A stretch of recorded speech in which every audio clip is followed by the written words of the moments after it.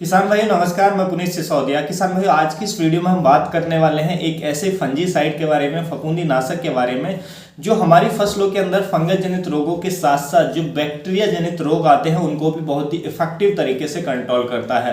तो हम जो बात करने वाले हैं वो करने वाले हैं ड्यूपॉन्ट कंपनी के कोसाइड 2000 के नाम से जो फफूंदी नाशक आता है उसके बारे में। तो इसके बारे में हम इसके कंटेंट से लेकर और कीमत और डोज तक कंप्लीट जानकारी लेंगे। वीडियो अच्छा लगे लाइक कीजिएगा, अच्छा ना लगे तो आप इसे डिसलाइक भी कर सकते हैं। देखिए कोसाइड 2000 के अंदर यदि हम टेक्निकल की बात करें कि इसके अंदर कौन सा टेक्निकल होता है, तो इसके अंदर हमें कॉपर हाइड्रोक्साइड जो हमें 53.8% देखने को मिल जाता है। पर्टिकुलर इसके अंदर कॉपर की बात करें तो लगभग 35% इसके अंदर हमें देखने को मिल जाता है। देखिए ब्रॉड स्पेक्ट्रम कॉन्टैक्ट फंजीसाइड होता है, यानी कि कॉन्टैक्ट एक्शन से काम करता है और बहुत सारे रोगों को कंट्रोल करता है। जो बैक्टीरियल डिजीज है उनको बहुत ही इफेक्टिव तरीके से कंट्रोल करता है। कोई भी बैक्टीरियल डिजीज है उसके लिए आप इसका यूज कर सकते हैं। उसके साथ साथ ये कुछ फंगस जनित रोगों को भी कंट्रोल करता है हमारी फसलों के अंदर।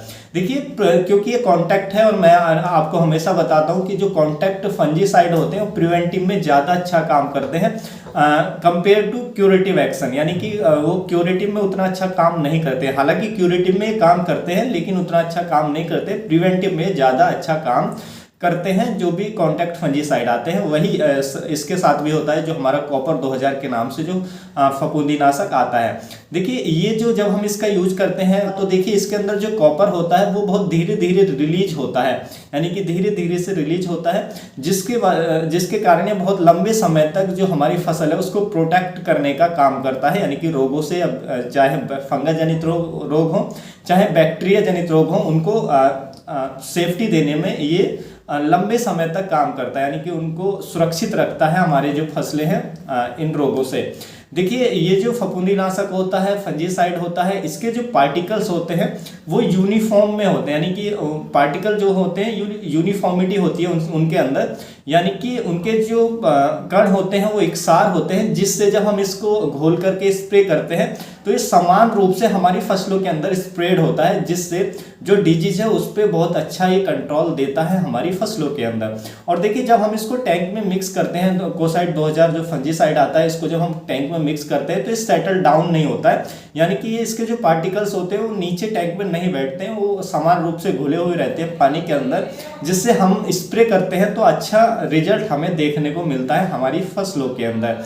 देखिए यदि हम बात करें कि कौन कौन से रोगों को हमारी फसलों के अंदर कंट्रोल करने का काम करता है, तो देखिए सबसे पहले यदि हम बैक्टीरियल डिजीज की बात करें तो देखिए हम जो सिट्रस वाले जो हमारे पौधे होते हैं, जैसे हमें नींबू के अंदर या अन्य जो खट्टे फल होते हैं उनके अंदर जो कैंकर डिजीज की समस्या आती है उसको ये इफेक्टिव तरीके से कंट्रोल करता है। कैंकर रोग को बहुत ही प्रभावी ढंग से कंट्रोल करता है, जो एक बैक्टीरियल डिजीज होता है।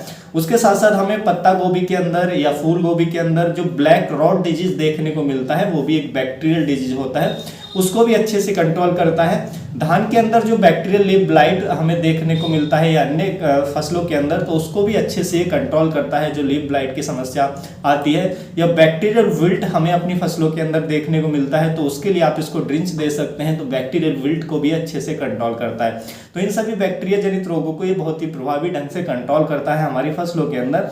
उसके साथ साथ कुछ फंगस जनित रोगों की बात करें तो देखिए डाउनी मिल्ड्यू को अच्छे से कंट्रोल करता है, लेट ब्लाइट डिजीज को ये कंट्रोल करने का काम करता है, एंथ्रेक्नोज डिजीज को ये कंट्रोल करने का काम करता है। तो इन सभी रोगों के लिए आपकी फसलों में इनमें से कोई भी डिजीज है तो आप इसका स्प्रे कर सकते हैं। और विल्ट की समस्या स्पेशली बैक्टीरियल विल्ट की, तो आप इसको ड्रिंच में दे सकते हैं, तो अच्छे से इन रोगों को ये कंट्रोल कर देता है। देखिए बैक्टीरियल डिजीज की यदि आपकी फसलों के अंदर समस्या है, आ चुका है, तो आप इसके साथ साथ जो स्ट्रेप्टोसाइक्लिन आता है उसको मिक्स कर सकते हैं कोसाइड 2000 के साथ, और फिर आप यूज करेंगे तो अच्छे से फिर क्यूरेटिव में भी काम करेगा और प्रिवेंटिव में भी काम करेगा, यानी कि रोग को अच्छे से क्योर भी कर देगा, उसके बाद प्रोटेक्टिव करने का भी काम करेगा आपके पौधे को।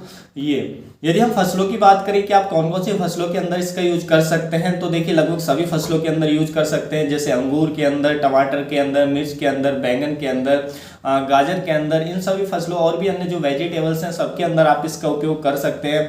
पत्ता गोभी के अंदर, फूल गोभी के अंदर आप इसका यूज कर सकते हैं। और जो हमारे सिट्रस फ्रूट होते हैं, खट्टे फल होते हैं, उनमें जो कैंकर की समस्या आती है तो उन फलों पर भी आप इसका यूज कर सकते हैं। स्प्रे में भी हम यूज कर सकते हैं और विल्ट की समस्या है तो हम इसका यूज ड्रिंच में भी कर सकते हैं।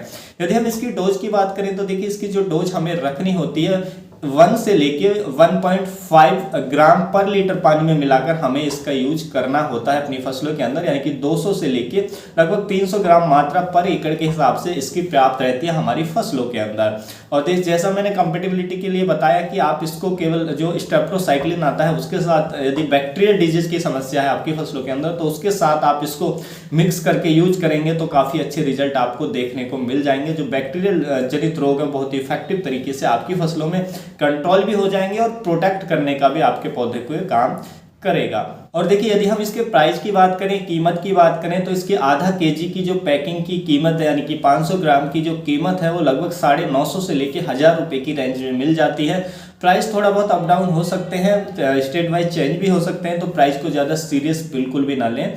तो उम्मीद है किसान भाइयों जो आज की जानकारी आपको अच्छी लगी होगी। जानकारी अच्छी लगी तो वीडियो को ज़्यादा से ज़्यादा शेयर कीजिएगा, लाइक कीजिएगा और यदि आप चैनल पर नए हैं तो चैनल को सब्सक्राइब भी जरूर कीजिएगा। तो मिलूंगा आपको एक और नई वीडियो में नई जानकारी के साथ। आप अपना बहुत बहुत ख्याल रखिएगा। धन्यवाद।